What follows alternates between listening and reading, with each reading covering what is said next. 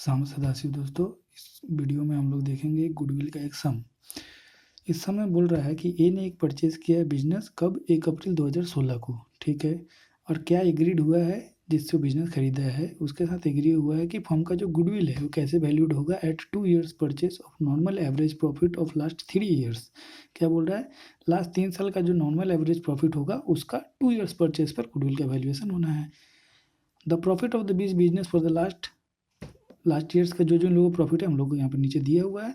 बोल रहा है कि calculate the value of the form goodwill निकाल लेने के लिए। तो यहाँ पर हम लोग एक चीज़ का ध्यान रखेंगे कि हम लोगों को यहाँ पर बोला हुआ है कि एट 2 ईयर्स परचेज, तो ये मेरे को गुडविल के वैल्यूएशन में काम आएगा।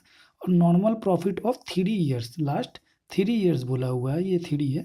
तो 3 ईयर्स अगर बोला हुआ तो 3 सालों का इसी प्रॉफिट लेंगे। पर इस क्वेश्चन में हम लोगों को देखो कितने साल का प्रॉफिट दिया है और बिजनेस खरीदा मान लो 1 अप्रैल 2016 को, तो हम लोग यहाँ तक तो इसका तो प्रॉफिट लेंगे ही।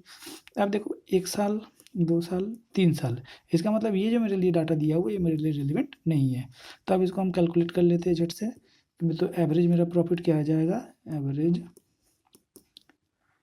प्रॉफिट, तो मेरे को 3 सालों का ही लेना है। तो मैं कंसल यहाँ पर ले लूँगा 1,08,98,000 और 1 लाख रुपया। तो 1,08,000 मेरा इधर आ गया, 98,000 मेरा इधर आ गया, प्लस 1 लाख मेरा यहाँ आ गया। इसको 3 से डिवाइड कर देंगे तो मेरा एवरेज प्रॉफिट निकल के आ जाएगा, जो कि आता है मेरा 1,08,000 plus 98,000 plus 1 lakh divided by 3 कर देते हैं। तो ये हम लोगों का आ जाता है 1,02,000, ठीक है। तो ये हम लोगों का 1,02,000 आ गया। अब गुडविल कैसे निकलता है, गुडविल निकलता है आपका एवरेज प्रॉफिट इनटू, अब सीधा आप यहाँ से 2 ईयर्स परचेज बोल रहा है तो हम लोग यहाँ लिख देंगे 2 ईयर्स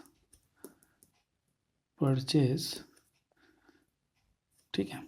तो हम लोगों का यहाँ से क्या निकल के आया, एवरेज प्रॉफिट आया है 1,02,000 रुपया यहाँ से आ गया। और 2 ईयर्स परचेज बोला तो 2 से मल्टीप्लाई कर देंगे तो हमारा आंसर आ जाएगा 204,000, मतलब 2,04,000 रुपया। ये मेरा आंसर हो गया। Thank you.